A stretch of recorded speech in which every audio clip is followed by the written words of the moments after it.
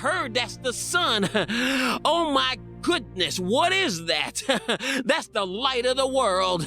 So if you follow Jesus, the light of the world, he's going to take you from darkness and bring you into light. He's going to take you to a place that you weren't familiar with. He's going to bring you to a place that has green pastures and still waters. He's going to bring you to a place where he will change you.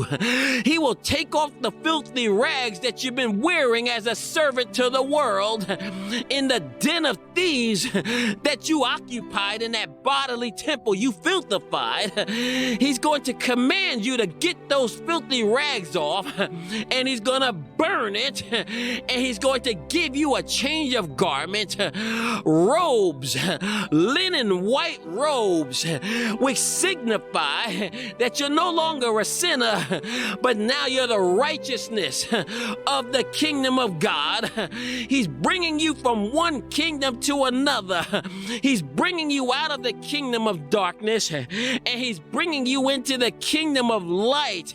That's what he's doing, and it starts with the knock at the door.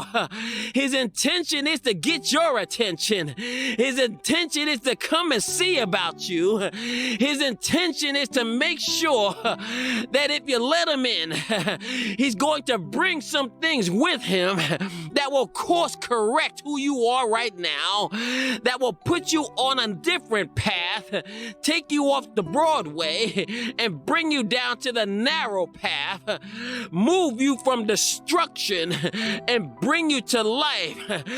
Turn the knob and open the door and behold my face. Look upon me, because if you look upon me, you shall start to live. If you look upon me, oh yeah, if you see me, you're gonna begin to be made after my image and after my likeness.